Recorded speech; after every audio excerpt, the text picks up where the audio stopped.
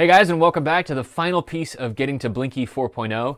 This is actually a thing we did not do for the original version of Getting to Blinky. I'm not really sure why, because this is the fun part. This is where you're actually building the thing you got in the mail. And where is my version? This is what we got in the mail, right? So you may remember this is a board that we ordered, and we're gonna build it. Now, on the subject of building, this is not a soldering video. I'm going to show you soldering. I'm going to show you how I solder.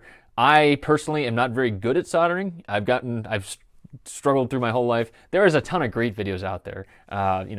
Just look up soldering videos. There's a ton of good ones. In fact, there's actually a really good soldering video by someone with the last name Gamble, no relation. So what we're going to do though, we're going to be building up the various pieces here, and I'm going to try and make it as quick as possible on the building side because, well, it's never really that exciting. And then we're going to test it, and hopefully it blinks, and then we're at Blinky. Wow. Okay, so first things first, let's take a look at the schematic, and just as a reminder here, right? So we have our schematic and our layout, and yep, well, there it is. And that's what the board we had made. Now, here is all the parts that I just got in the mail, and you saw this the last time we made a video. Again, something that we didn't do in previous versions of Getting to Blinky, but we got all the different parts here. I've already opened them up, pulled them out, nice and easy here. And finally, we have the board up close and personal. This is my board. I've actually got it in a pan of vise here. You can see it's seen some battle damage, but these are really good for just making sure you have a solid base so that it's not wobbling around. You know, this is a flat board, so you could put it on the ground, but I like it up here so I can get a nice shot of it visually as well while I solder. Finally, here is the soldering iron that I use. It's an AOUE 937. It's about $60 on Amazon if you're in the States. I do use a little gold, I don't even know what it's called, like Brillo pad thingy. And then I use Kester 6040 leaded solder with a rosin core. So that's what I use. You're welcome to use whatever you'd like. Like I said, you can get a lot of that stuff online or in the other videos there. So first things first, let's start soldering. Ugh. Okay, let's do this. So first things we're gonna do, well, oh shoot, I have to heat up my iron. Probably should have done that before. But what I'm gonna do is I'm gonna go and open up some of these parts here, right? So I think I'm going to actually solder the U1 first, and I might actually fast forward past some of the boring stuff like these resistors and capacitors. You don't need to watch me do that, but I think it's always worthwhile to watch it for the SOIC. So let's open this first. I also usually use a pair of tweezers that look like this. This helps me to kind of just pull the plastic off. Usually this is one of the most frustrating things for me, but sometimes I just poke it in there. You can kind of just drag it back. Like I said, this is, you know, I've built hardware for a long time. I'm not really sure how I've gotten through it, but I have. So, all right, so we got a part out of there. Now, geez, that might be kind of hard to see. We'll go a little bit closer here, so I'll put it on the other camera. All right, so pin 1 on our design, if you remember, is top left. It looks like my silk screen got cut off there. There usually is a line that gets that is right there, but you can also see on this part there should be a marking. Oh, iron is definitely smelly. There is not a marking. Oh yeah, there it is. Sorry. You can kind of see there's a little notch on the upper left of this 7555 timer.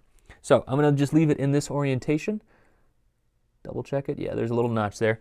So what I normally do when I'm soldering a SOIC like this, usually I go and tack down a corner to start with. Now you may see shaky hands as well.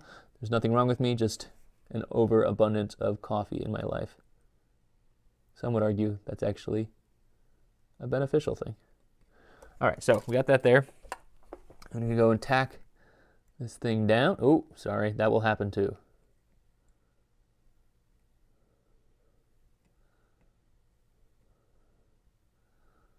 Now, another thing I should mention is that in the actual course, we do a lot of reflow, and that is very, very helpful for getting this done a lot faster, right? Especially when you have larger boards. So that's where we use the toaster oven, and yeah. Okay, it's gonna try and, oh, geez, I'm sorry. This camera's right on top of my thing here. Oh, and there's a bridge. If you get a bridge, just try and drag it out there. like I said, I'm not great at soldering. So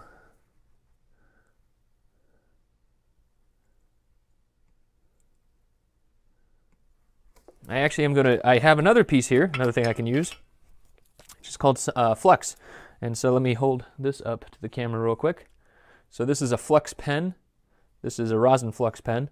And so what this does is basically it helps solder to flow a little bit better.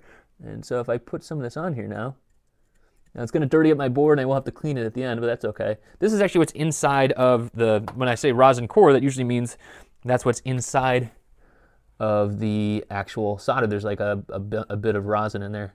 And this really helps to make sure that the solder's just going where it's supposed to go, right? So I can even go clean this side up over here. You see, even if I touch 2 pins at a time, usually it won't flow between them. So it is a nice thing to have for sure.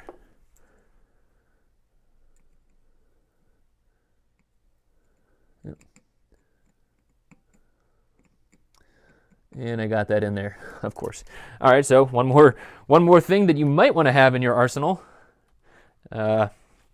Solder wick, right? So you'd see that, like I said, this is not a soldering video because obviously I am not doing great here already. But what I'm going to do is just take this, heat it up, and get that solder out from between the 2 pins there.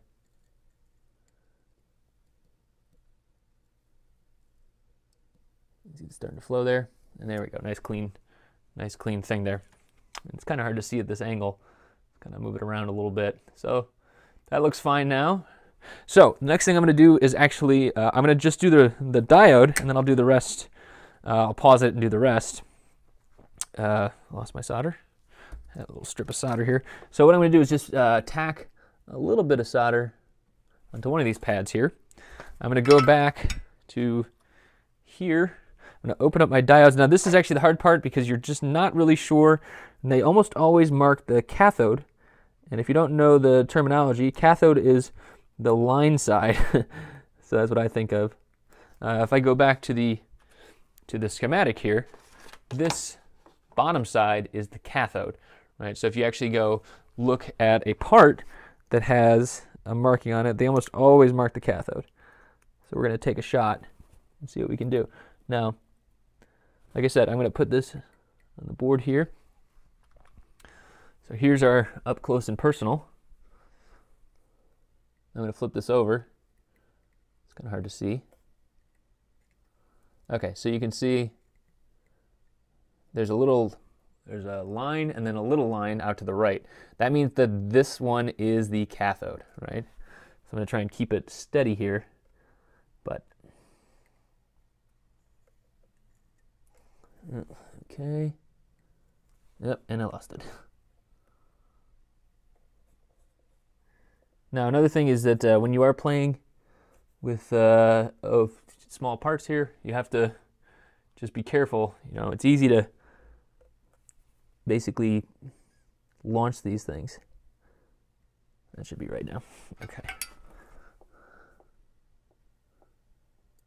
This is my least favorite part. This is actually the really nice thing about through-hole LEDs.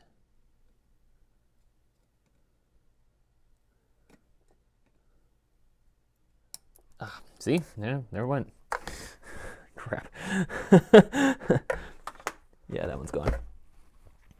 All right, well, luckily I bought 5 of these. Even though I only saw 4 because they moved them around. Okay. This is also why I'm not going to be showing you the entire process here, because you can see this is kind of boring as heck. All right, so put a little flux there. Got my LED in there. Nice, nice.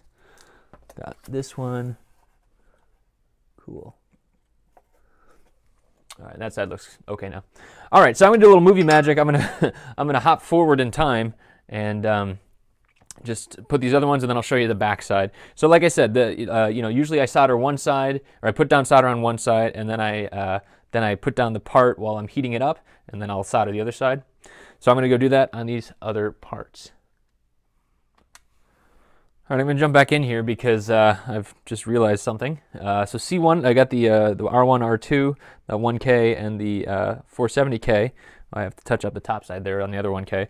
But what I realized is that I may have ordered the wrong size part, or I may have placed the wrong size part. Looking at this schematic again, I don't remember what we put in here, I guess. Let's see. So if we go in here, edit component, edit. Aha, yeah, so I put in a 1206, but I ordered it in 0805. Now, this is not the end of the world. In fact, this is something that we go over in contextual electronics a lot of times, is just how to bodge things together. Basically, you know, that's just a reality of sometimes you make mistakes. This is a pretty innocuous one.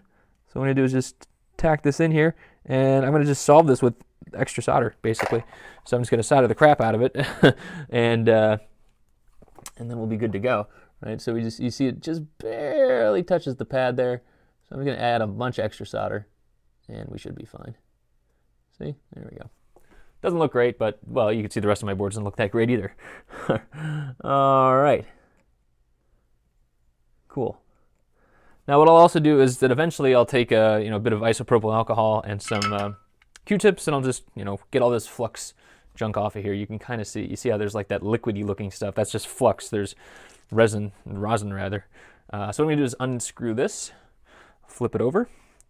Now, this is actually something, I'm going to make this flush as well because I need to get to the very edge here. Something I didn't do with the first time around that I had troubles with is that I relied on this pad here being high enough. Well, in fact, it's not high enough. So what I'm going to do is just add a bunch of solder to it because that just raises the profile of that bump, basically. So, so that it makes better contact with the battery when we insert the battery. So that's easy. Now we go back to here. What is going on? I'm not really sure. There we go. All right, so we've used all the other parts. Got one of these. Oops. You can see I do bump the camera from time to time. Okay, back to here. So now what I'm going to do is same thing is I'm going to tack down one of these sides first, right? So put some solder. I put the solder on the center pad. I'm also going to put solder on the left pad now. A little bit less than the center. Really don't need as much. Just spread it around like that. Put this guy down. It's a little bit harder to grip with the plier or my tweezers here. But oh, geez. I also don't want to burn myself. That's the other thing. Because you see, I mean, well, one thing you should know is that metal does tend to conduct heat pretty well. So, and really, we are heating up the entire. Oh shoot. We are heating up the entire board, or sorry, the entire piece of metal there. So you do have to be careful. You don't want to, burn yourself while, like when I pick this thing up, it very likely will be warm. So, aye. Now metal does cool off pretty quickly because it has low thermal resistance, just like it has low regular resistance. All right, let's try this again. Slowly realizing why I didn't do this last time. All right, what I'm going to do is add a little bit more solder on top of that, and it should help it flow together there.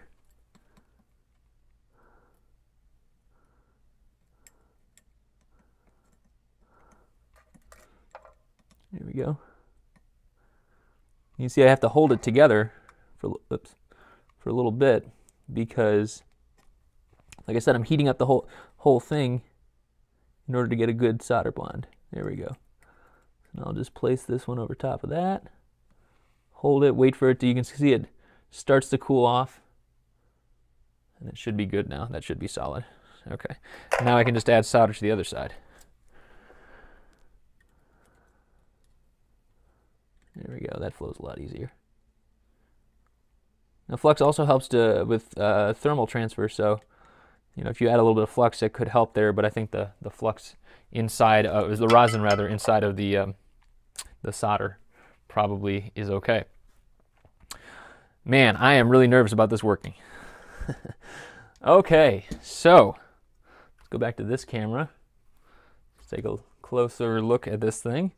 All right, so we've got our board. We've got all of the parts on there. We've got this thing on the back. Like I said, we can clean it off. I have a battery ready to go. Do I? It's not ready to go.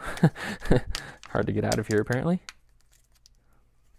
That is one thing we didn't order, and I apologize for that. I didn't put that on the DigiKey order, so you can usually pick these up, you know, at a convenience store. These are going to a lot of different things. All right, so plus side is up, which means the minus side is down. Let's see if this thing is going to work. Oh, that doesn't quite fit.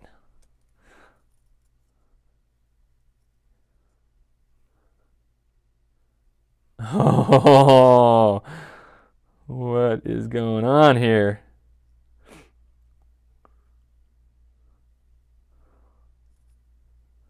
I don't see no blinky. All right, we're going to kick into troubleshooting mode. All right, here we go. So I've got my trusty X-Tech multimeter, and I'm going to put my board back into the little vise here. Get that nice and tight in there. And then I'm going to start monitoring voltages. Now what I'm going to do is actually split screen it here. You should be able to see both of these at the same time. So what I'm going to do is, first things first, I'm going to check to make sure that the battery voltage is there, right? Now this is, okay, so I want to say something too. This is not different, right? I mean, obviously this is unfortunate that it's not blinking right away, but it's very likely, this is a big part of contextual electronics of sometimes things just don't work. And electronics, a huge piece of it is troubleshooting, right? So learn to love it. It's actually kind of fun. It's like solving a puzzle. So let's go back and start solving. All right, so first thing we want to do, we want to take our black probe, which is ground, and we want to check to make sure, I'm going to put it here, which I know is the bottom of the LED is ground, and I'm just make sure that we have 3 volts. It appears that we do have 3 volts, which means the battery is good and it is transmitting voltage here. Next thing I'm going to do is make sure, so remember this is a stack of resistors. If we take a look again over here, we have at the top there VDD, and then R1, R2, and then the capacitor. Cool. All right, so here again. So I'm going to monitor from here. At the top, should be 3 volts. And I was 3 volts a minute ago.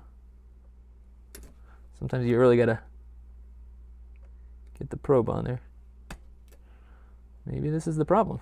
I'm going to monitor from here. This is also ground.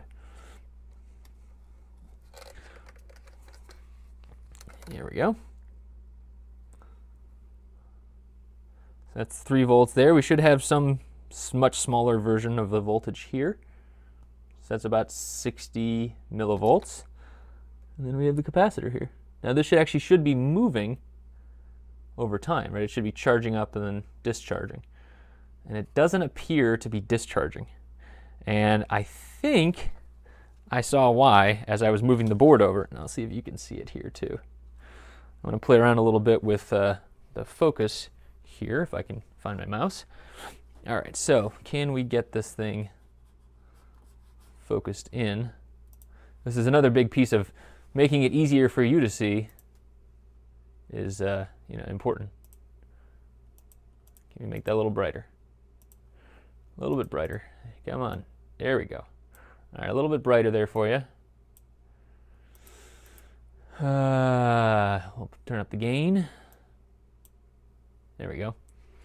All right, so it's a little bit hard to see, but if we change the focus to focus, I think between these 2 pins, it's still shorted. You can kind of see it there. So what I'm going to do is unplug the battery. That's important. I'm going to pop it out of there. Oops. How do I pop it out? So just push it out with this thing. Just push out the battery. All right, so got rid of power. That's good. And what I'm going to do is just go and touch up all of these joints here. I thought I was in good shape before, but I guess not.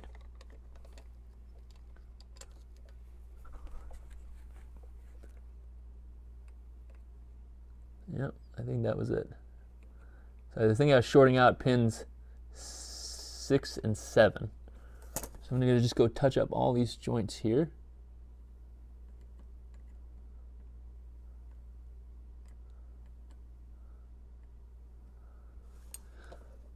I guess the flux didn't quite do its job. But it does also point out the importance of good soldering. Also just going to touch up these other joints. Sometimes there's something called cold joints. Again, something that you can look up on other YouTube channels. And sometimes you just want to make sure that you got a good connection. Now we know we have voltage in all these different places. So that's good. So we're going to try that. And what we should ultimately see is we should see the LED popping on and off. All right, moment of truth again. Here we go.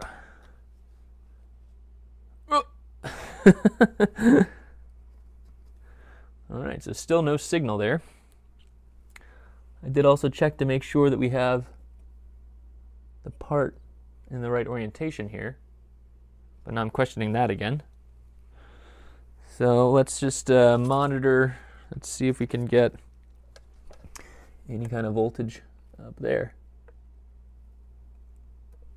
Now the other potentially risky thing, yeah, we're not getting any voltage there. So now this is at the top of that LED and resistor there.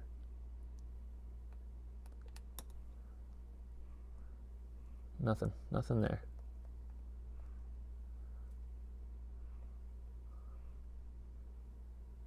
Okay. So it appears that that is right as well. So I'm going to take us back to the schematic real quick, and I think I figured it out. So let's take a look at that original circuit here. Let's put that over here. Let's do this. All right. Now, what is different here? This is another important troubleshooting tip. We need to kind of just do a back and forth comparison. The one that's pretty glaring to me is pin 5 is not supposed to be hooked up to ground, and that's what we have there. Now if we take a look at what pin 5 actually is, oops, let's put that next to it. Pin 5 is the control voltage, which actually you can just tie it to something if you want to, and we tied it to ground, so nothing's going to happen at all. So what I'm going to do is something a little radical here, if I can find my, I guess I can't. All right, so I was going to say if I could find my clippers, I'll just do that. But so what I'm going to do is take this battery out one more time. If I can get it out. All right, battery's out, flung. I'm going to solder wick away.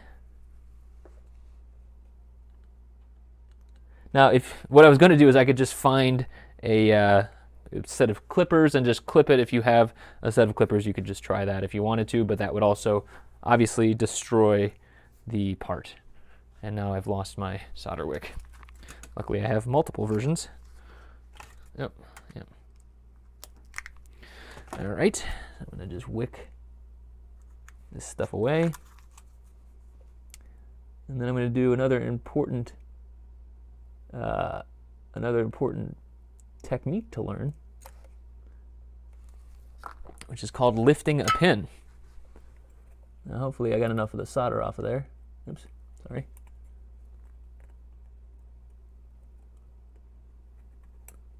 I may end up breaking this off here. The idea is if you can get the pin up and off the pad,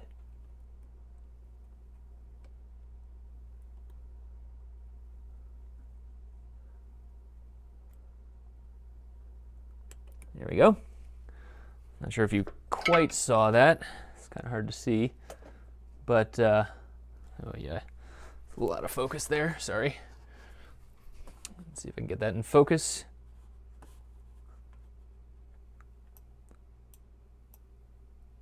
This is the downside of doing things live. You can kind of see it's no longer touching.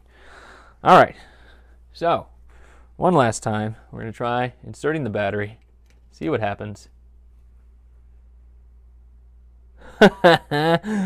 Well, let's see if I turn off all the lights in my place.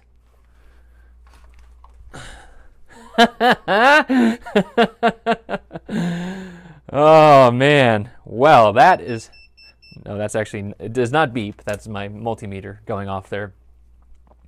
But that is the culmination of a 8-9 video journey that you cannot even see in daylight. Now, the reason for this is because R3 actually is kind of large. You could go and change that to something. What you could do, and actually what we could do, I'm not sure how long this video is going right now, but we can actually go and just solder another resistor on top of it, right? That's actually putting them in parallel.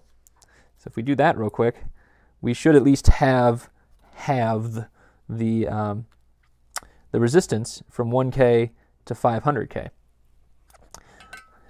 Now, I'm sure you understand and believe me when I say that none of this was actually planned, but it's been kind of an interesting bit of, well, this is actually much like the course, right? We're just kind of figuring stuff out as we go. So there we go. I just stack that resistor on top of the other one, solder the other side. There we go. And put the resistor back in, or battery back in, and now it should be brighter. It's a little bit brighter. Whoops, oh, my microphone. There we go. That's a little bit brighter. Still not super bright, but if you wanted, you could keep on adding more and more resistors on top, or you could just get a lower value resistor. And, you know, we've gone over stuff like that. We go over stuff like that a lot, the calculations in the past. All right, so you can't quite see it here because I've got really bright studio lights, but we do have a Blinky. Now, this is just the beginning, right? Like I said, we didn't do this build in the past, somewhat because I was a little nervous about all this stuff happening, but it's actually a really good thing. You know, electronics is super challenging from the, you know, especially when you, if you were trying to do this on your own, you might be a little bit frustrated. It's not like you can just go back and recompile code. You are soldering new things on, you're trying lifting pins, stuff like that, you're troubleshooting. Personally, I think that's one of the best parts about electronics. I mean, it's super frustrating sometimes, but when you get it, ooh, man, that feeling, it's just magical. And yes, so soldering can be very therapeutic, I believe, as well. One more time, I'm just going to mention all of this stuff. We do this in contextual electronics all the time because if you want to build hardware, if you want to build hardware from scratch, you're not following a kit or anything like that. You have to deal with all the other stuff, ordering the wrong parts sometimes, you know, having the circuit not hooked up right. You're going to miss a couple things here and there, but ultimately you're going to learn a lot in the process. And that's really what it's all about, is kind of following along. You'll have me, you'll have other instructors, and you'll have your other, the other members of contextual electronics to follow along with. So if that's your interest, if you're interested in electronics and trying this stuff out, highly, highly recommend it. Otherwise, you've just made a board, you just made a Blinky. Now, obviously that took a lot longer than an Arduino does, or, you know, a lot of projects, but you see what the steps are. When you keep doing this, right, you keep doing it over and over and over again, that gets easier and easier, not just for Blinky, but anything you're doing. It's just a matter of practice and trying a lot of things and failing and trying and failing. And I hope you keep it up. Thank you for watching all of this stuff. Thanks to the KiCad team for the latest stable release, which is what this video series is based on, the 4.0 release. Hopefully you found it helpful. If you did, I'd love thumbs up on the, you know, this video or the other ones. Really, really appreciate people watching this, telling other people about it, and you know, talking about their electronic stuff in the comments below. Would love to hear from you. That's all for now. You can find me over at contextualelectronics.com or on other YouTube videos. Thanks for watching.